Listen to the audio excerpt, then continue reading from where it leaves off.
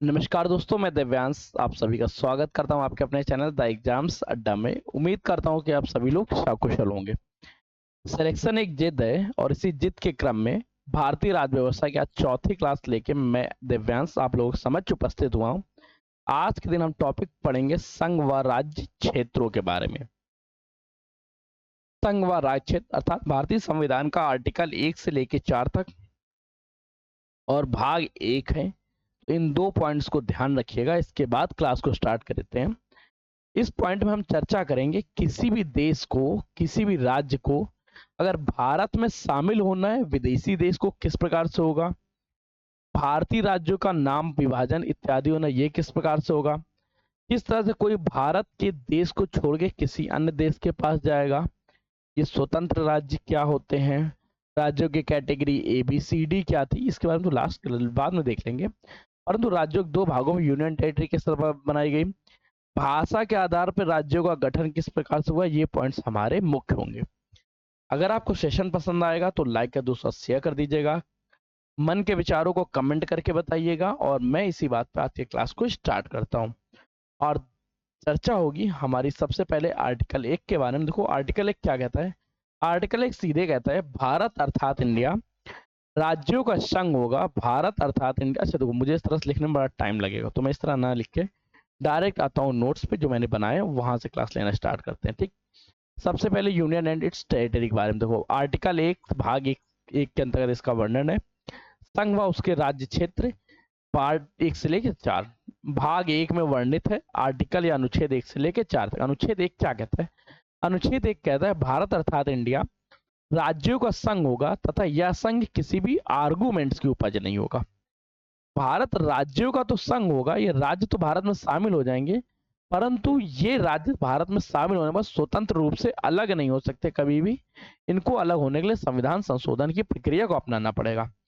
अब आर्गुमेंट से क्या है, भारत राज्यों के मध्य किसी तरह का समझौता नहीं होगा तथा कोई परिणाम नहीं होगा। भारत संघ से अलग होने या किसी राज्य को कोई अधिकार नहीं है भारत संघ से कि वो अलग हो सके। आर्टिकल 2 क्या कहता है। आर्टिकल 2 कहता है नए राज्यों का प्रवेश के बारे में। नए राज्यों का प्रवेश का मतलब क्या हुआ, जो विदेशी सरजमी पे भूमि है उस भूमि को भारतीय राज्य में किस प्रकार से शामिल किया जाएगा, इस बात का वर्णन अनुच्छेद 2 के अंतर्गत है। भारतीय संसद निर्विधान शर्तों के साथ जिन्हें या उचित समझे उन्हें नए राज्यों में प्रवेश कर सकती है। कोई भी विदेशी भूमि, कल के दिन पाकिस्तान भी भारत में जब शामिल होगा तो उसे आर्टिकल 2 के तहत या अनुच्छेद 2 के तहत भारत में शामिल किया जाएगा। आर्टिकल 3 क्या कहता है। आर्टिकल 3 बताता है कि नए राज्यों का गठन किस प्रकार से किया जा सकता है, पुराने राज्यों की सीमा में परिवर्तन किस प्रकार से होगा, पुराने राज्यों के नामों में परिवर्तन किस प्रकार से होगा। आर्टिकल 3 भी नए राज्यों के गठन के बारे में बता रहा होता है, परंतु ये राज्य भारतीय सरजमी के अंतर्गत होंगे और भारतीय जमी के अंतर्गत दो या दो से अधिक राज्यों के नाम में परिवर्तित करना, एक राज्य के नाम में परिवर्तित करना, दो राज्यों की सीमाओं में परिवर्तन करना, एक राज्य की सीमा परिवर्तन करना, दो से अधिक राज्यों की सीमा में परिवर्तन करना। तो इसमें नाम में परिवर्तन करना, सीमा में परिवर्तन करना, इस तरह के कार्य किए जाएंगे। राज्य क्षेत्र में कमी करना, किसी राज्य क्षेत्र को बढ़ावा देना, राज्य क्षेत्र में वृद्धि करना, नीमा व सीमा व नाम में परिवर्तन करना। यह संसद राष्ट्रपति की सिफारिश पर ही कर सकती है, स्वतः नहीं करेगी। आर्टिकल 4 क्या कहता है। आर्टिकल 4 कहता है आर्टिकल 2 और 3 में किए गए कार्यों को करने हेतु किसी भी संविधान संशोधन की आवश्यकता नहीं होगी। यह सीमा से जुड़े कार्य साधारण विधेयक की मदद से किए जाएंगे। अब चर्चा करते हैं कुछ केस के बारे में, जैसे बेरुबाड़ी यूनियन संघ मामला 1959 में क्या होता है। इसमें भारतीय संघ ने अन्य देश को किसी भारत को हुआ इस तरह से था कि भारत, इस समय पंडित जवाहरलाल नेहरू भारत के प्रधानमंत्री थे।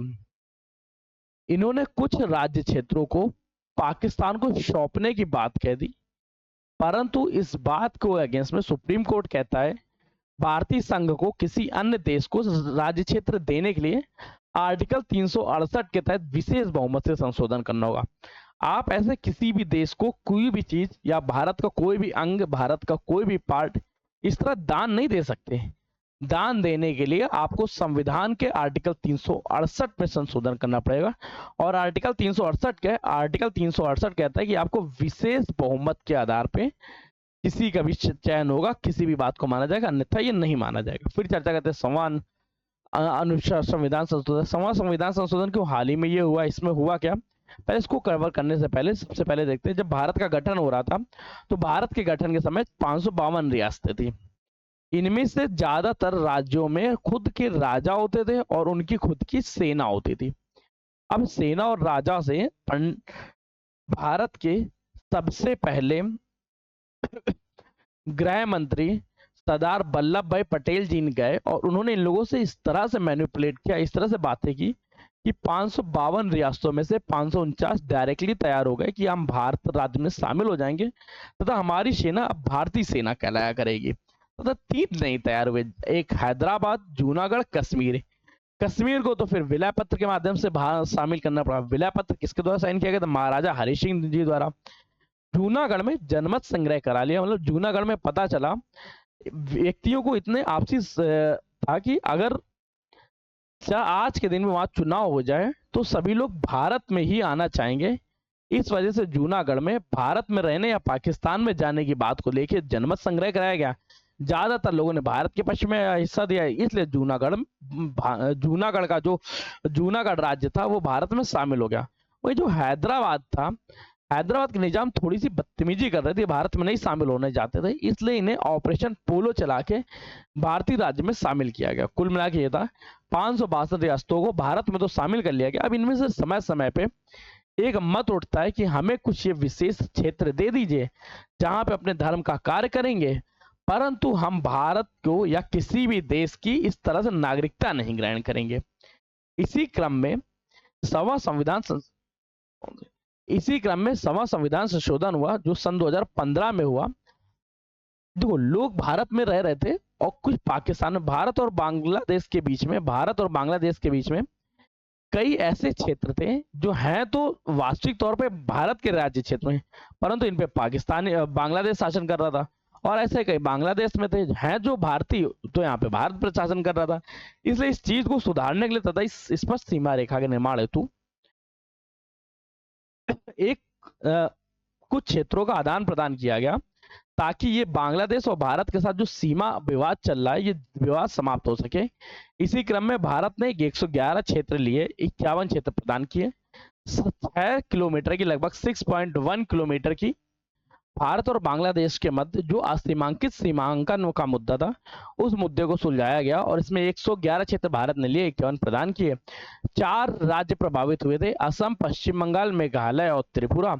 अब इसको थोड़ा सा और डिटेल से देखते हैं और फिर स्टार्ट करते हैं। जैसे जब भारत में इस तरह से भारत के लोगों का गठन हो गया 552 रियासतों में से, तो कई लोगों ने मांग की कि एक काम करिए कि भारत को भाषा के आधार पर बंटवारा किया जाए कि उर्दू बोलने वाले एक तरफ, गुजराती बोलने वाले एक तरफ, पंजाबी बोलने वाले इस तरफ। इसके क्रम में एक एसके धर समिति का गठन किया गया जो 1948 में होती है और इसने बताया भाषा के आधार पर राज्यों के पुनर्गठन का पूरा विरोध किया, ऐसा नहीं बनाया जा सकता। फिर एक कमेटी बैठाई गई जेवीपी समिति 1948 में। जेवीपी समिति 1948 में बैठाई गई थी। इसने भी भाषा के आधार पर राज्यों का पुनर्गठन समाप्त किया कि भाषा के आधार पर राज्यों का गठन नहीं होना चाहिए, परंतु 1953 में पुडली श्री रामलल्लू जी आमरण अनशन पे बैठ गए। 56 दिनों के बाद इनकी हत्या हो गई। इसके बाद ऐसी सिचुएशन पैदा हुई कि लगा कि ये टाइम पीरियड में भारत में हिंसा बैठ जाएगी, इसलिए हिंसा को दबाने के लिए पहला तेलुगु भाषी राज्य आंध्र प्रदेश बनाया गया जो 1 अक्टूबर 1953 में बन के तैयार होता है। अब जब ये कार्य हो गया तो एक और समिति बनाई गई फजल अली आयोग ने, जिसने सिफारिश की कि देखो, एक राज्य एक भाषा एक राज्य की धारणा को सीमित किया जाए, इसे नहीं फॉलो अप करेंगे, लेकिन आप लोग चाहें तो अपने लिए एक अलग से क्षेत्र बना सकते हैं जो तेलुगु भाषा के आधार पर आंध्र प्रदेश रहा, परंतु उस राज्य में सिर्फ तेलुगु बोलने वाले नहीं, समय समय जब तेलुगु बोलने के अलावा और भी अन्य लोग शामिल होंगे तो वो भी अन्य लोग उससे जुड़ेंगे। इसी क्रम में भाषा के आधार पर पहला राज्य का गठन हो गया, जिस पहले राज्य को हम लोग जानते हैं फजल अली आयोग की सिफारिश के आधार पर भाषा का भारतीय भाषाई आधार पर गठन होने वाला पहला राज्य बनता है आंध्र प्रदेश। फजल अली आयोग के अध्यक्ष कौन थे? फजल अली। सदस्य कौन थे? के एम पारिकर, हृदयनाथ कुंज। और फिर एक हुआ राज्य पुनर्गठन अधिनियम 1956। इसमें क्या किया गया? राज्य पुनर्गठन अधिनियम में 1956 में इससे पहले राज्य 4 कैटेगरी के होते थे, ए बी सी डी। इन सभी राज्यों की कैटेगरी को समाप्त करके 14 राज्य व 6 केंद्र शासित प्रदेशों का गठन किया गया। 6 केंद्र शासित प्रदेश के बाद इस तरह 14 4 20 हो गए। जो 15वां था, 15वां गोवा व दमन दीव भारत का राज्य बनता है। 16वां नागालैंड, 17वां हरियाणा, 18वां हिमाचल प्रदेश, 19वां मणिपुर, 20वां त्रिपुरा, 21वां मेघालय, 22 नंबर पर सिक्किम, 23वां राज्य बनता है मिजोरम, 24वां राज्य बनता है अरुणाचल प्रदेश, गोवा बनता है 25वां, 26वां बनता है छत्तीसगढ़, 27वां राज्य बनता है उत्तरांचल, 28वां राज्य बनता है झारखंड, 29वां राज्य बनता है तेलंगाना। इस तरह से भारत में राज्यों का गठन होता गया। और वर्तमान समय में हम लोग एक ऐसी सिचुएशन में पहुंच गए हैं, इसी के साथ 2-3 चीज ध्यान रखो और पॉइंट्स। जैसे 5 अगस्त 2019 को जम्मू और लद्दाख नाम के 2 यूनियन टेरिटरीज का निर्माण हुआ। ये क्या थे? ये केंद्र शासित प्रदेश थे। अब राज्यों की संख्या तो 1 बढ़ गई, परंतु केंद्र शासित प्रदेशों की संख्या 2 बढ़ गई। इस बात को ध्यान रखिए। सिक्किम की चर्चा करें तो सिक्किम क्या चौग्याल वंश का शासक था। सहयोगी राज्य थे। 35वीं संविधान संशोधन 1974 द्वारा इसे भारत में शामिल कर लिया गया। पूर्ण राज्य का दर्जा इसे 36वें संविधान संशोधन 1975 में मिलता है। अब कुछ पॉइंट्स याद रख लो, कुछ विशेष पॉइंट्स याद रख लो, इसके बाद सेशन को एक बार रिवीजन करेंगे फिर छोड़ेंगे। जैसे आर्टिकल 371 कहता है कुछ राज्यों को विशेष शक्तियां प्रदान की जाएंगी।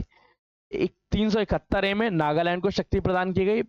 371 बी के तहत असम राज्य को कुछ विशेष शक्तियां प्रदान की गई। 371 सी के तहत मणिपुर राज्य को कुछ विशेष शक्तियां प्रदान की गई। डी आंध्र प्रदेश व तेलंगाना को। ई आंध्र प्रदेश के केंद्रीय विश्वविद्यालय की स्थापना की गई। एफ सिक्किम को कुछ विशिष्ट सम्मान दिया, कुछ विशिष्ट प्रावधान किए गए। 371 का जी मिजोरम को। 371 का एच अरुणाचल प्रदेश, 371 आई गोवा और 370 जे कर्नाटक। नहीं समझ में आ रहा तो चलो कोई नहीं, दोबारा से एक बार समझा लेते हैं। हम कौन सा दूर भागे जा रहे हैं, इसको बस थोड़ा सा मूव कर दें, थोड़ा सा हटा दें, फिर आओ चलो ध्यान से देखो। अच्छा, क्या आप लोगों को पता है कि भारत में सिर्फ जम्मू कश्मीर को विशेष राज्य का दर्जा नहीं दिया गया था। भारत में जम्मू कश्मीर के अलावा अन्य कई राज्यों को भी विशिष्ट राज्य का दर्जा दिया गया, तो उनको पे बात करते हैं। 371 कहता है महाराष्ट्र व गुजरात में कुछ विशेष प्रावधान किए गए। 71 का ए कहता है नागालैंड में। 371 का वी असम में। मतलब क्या, असम राज्य को कुछ विशेष प्रावधान दिए गए हैं, कुछ विशेष शक्तियां हैं। अब ये केवल और केवल शक्ति जम्मू कश्मीर की छीनी गई है, बाकी मणिपुर की शक्ति विद्यमान है। 371 का डी आंध्र प्रदेश व तेलंगाना की ये शक्तियां विद्यमान है। 371 के आंध्र प्रदेश के विश्वविद्यालय, केंद्रीय विश्वविद्यालय की स्थापना करनी है, उसके लिए कुछ विशिष्ट प्रावधान है। 371 का भी सिक्किम राज्य के लिए विशिष्ट प्रावधान है। 371 जी मिजोरम राज्य, 371 अरुणाचल प्रदेश, 371 आई गोवा और 370 जे के तहत कर्नाटक। इन राज्यों को कुछ विशेष शक्तियां व विशिष्ट प्रावधान प्रदान किए गए हैं। ये विशिष्ट शक्तियां, विशिष्ट प्रावधान क्या, इसको आप लोग अकेले में देखिएगा, ठीक है। अब हम लोग देखते हैं मिजोरम 7 बहनों वाला राज्य किन्हें कहते हैं। 7 बहनें मतलब अरुणाचल प्रदेश, असम, मणिपुर, मेघालय, मिजोरम, नागालैंड, त्रिपुरा। आज का सेशन आपको कैसा लगा आप लोग कमेंट करके बताइएगा। अगर सेशन पसंद आता तो लाइक करिएगा, दोस्तों शेयर करिएगा। एक बार छोटा सा क्विक रिवीजन ले लेते हैं ताकि आपके माइंड में भी बना रहे, तुरंत आपको याद हो जाए। यूनियन एंड इट्स टेरिटरी के अंतर्गत हम लोगों ने 4 अनुच्छेदों को पढ़ना था। पहला अनुच्छेद कहता है राज्यों के प्रवेश के बारे में, राज्यों के नाम के बारे में बताता है तथा ये बताता है ये राज्य किसी भी तरह के आर्गुमेंट्स की उपज नहीं है। भारत अर्थात इंडिया राज्यों का संघ होगा तथा यह संघ किसी भी आर्गुमेंट्स की उपज नहीं, आर्गुमेंट्स की उपज नहीं होगी तो ये नहीं कि आप कभी भी आए कभी भी गए, एक बार आ गए यहीं बने रहिए, किसी दूसरे राज्य की फिर अपना किसी दूसरे राज्य में आप शामिल नहीं हो सकते हैं। भारत राज्यों के मध्य किसी तरह के समझौते का कोई परिणाम नहीं है। और इसके तहत कुछ पॉइंट्स भी मिलते हैं। आर्टिकल 2 कहता है नए राज्यों का प्रवेश होगा परंतु विदेशी सरजमी से भारत में शामिल होने चाहिए। आर्टिकल 3 क्या कहता है नए राज्यों का गठन, उनके नाम में परिवर्तन करना, उसके निवास स्थान में परिवर्तन करना, परंतु ये केवल तब पॉसिबल है, उस सिचुएशन में पॉसिबल हो जाता है जब राज्य भारतीय भूभाग के अंतर्गत हो, भारतीय भूभाग के बाहर ये राज्य। ये आर्टिकल 4 क्या कहता है आर्टिकल 2 आर्टिकल 3 में किए गए कार्य हेतु संविधान संशोधन की कोई आवश्यकता नहीं होगी। ये साधारण बहुमत द्वारा, साधारण विधेयक द्वारा ही इसे किया जा सकता है। फिर हम लोगों ने चर्चा की केसेस के बारे में, जैसे बेरूबाड़ी यूनियन संघ मामला 1959। इसमें क्या था किसी भी भारतीय राज्य को अन्य राज्य को सौंपे जाने से इनकार कर दिया गया। अन्य राज्य को भारत में शामिल किया, परंतु भारतीय भूमि को, भारतीय सरजमी को किसी दूसरे राज्य को नहीं दिया जा सकता। एक संविधान संशोधन भी होता है, उसको पढ़ने से पहले 352 रियासतों में से 549 तैयार हो गई थी। 3 नहीं जो तैयार हुई थी भारत में शामिल होने के लिए, इनके बाद इनके बारे में कब क्या किया गया उस बारे में ध्यान रखो। कश्मीर को विलय पत्र के माध्यम से, जूनागढ़ को जनमत संग्रह के माध्यम से, और हैदराबाद को पुलिस कार्रवाई, इस आधार पे इस आधार पे भारतीय राज्य सीमा में शामिल किया गया, भारतीयों में शामिल किया गया। और शामिल होने के साथ ही साथ 2-3 पॉइंट और याद रखो कि राज्यों का पुनर्गठन कब से प्रारंभ होता है। राज्यों का पुनर्गठन 1956 में शामिल हुआ, जिसमें एबीसीडी को समाप्त करके 14 राज्य, 6 केंद्र शासित प्रदेश बनाए गए। अब 14 राज्यों के गठन को करने से पहले एक चीज ध्यान रखो, एक संविधान संशोधन होता है 2015 में, जिसके तहत बांग्लादेश के साथ कई क्षेत्रों का आदान प्रदान होता है। कुछ क्षेत्र भारत के बांग्लादेश में तथा कुछ बांग्लादेश के भारत में थे। इस असीमांकित सीमा रेखा को एक कंट्रोल्ड सीमा रेखा में बनाया गया। इसके तहत 111 क्षेत्र लिए गए, 51 क्षेत्र प्रदान किए गए, 6.1 किलोमीटर असीमांकित सीमा का सीमांकन किया गया। 4 राज्य से प्रभावित होते हैं, असम, पश्चिम बंगाल, मेघालय और त्रिपुरा। अब इसके बाद चर्चा करते हैं एस्केदर समिति की। एस्केदर समिति ने 1948 में अपना मत प्रस्तुत किया और इसने बताया कि किसी भी राज्य का गठन एक भाषा के आधार पर नहीं किया जा सकता, राज्यों का गठन प्रशासनिक आधार पर होना चाहिए। 300 इसके बाद जेवीपी समिति की चर्चा करें तो भाषा के आधार पर राज्यों का पुनर्गठन की मांग करता है। इन्हें भी मांग को अस्वीकार कर दी गई, परंतु श्री पोटल्ली रामल्लू जी की अमरण अनशन के कारण ये हिंसक प्रवृत्ति के लोग ना आ जाएं, इस वजह से इसको रोका गया।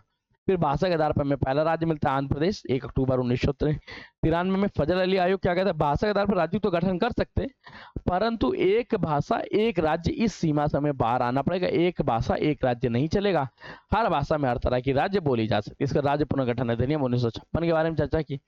नागालैंड 16वां राज्य बनता है जो भारत में शामिल हुआ, हिमालय 17वां, हिमाचल प्रदेश, हिमाचल, मणिपुर, त्रिपुरा, मेघालय, मिजोरम, अरुणाचल प्रदेश, गोवा, छत्तीसगढ़, उत्तरांचल, झारखंड और तेलंगाना, इन राज्यों के बारे में यहाँ पर इन राज्यों का गठन किया गया बाद में। ठीक है, किस आर्टिकल के तहत, आर्टिकल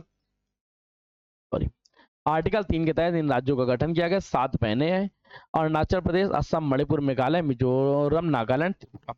आपको हमारा सेशन कैसा पसंद आया, सेशन को लाइक करें, दूसरा शेयर करिएगा, चैनल पर सब्सक्राइब कर लीजिए, क्योंकि आपके सब्सक्रिप्शन हमारे लिए मोटिवेशन का और आपके लिए सिलेक्शन के प्रति एक नया कदम होता है। धन्यवाद दोस्तों, मिलते हैं नेक्स्ट सेशन में जानकारी। तब तक के लिए कीप स्टडी, कीप स्माइलिंग, पढ़ते रहिए, मुस्कुराते रहिए। पढ़ाई मुस्कुराई एक साथ अच्छी लगती है, अकेले में दोनों अधूरे हैं। धन्यवाद।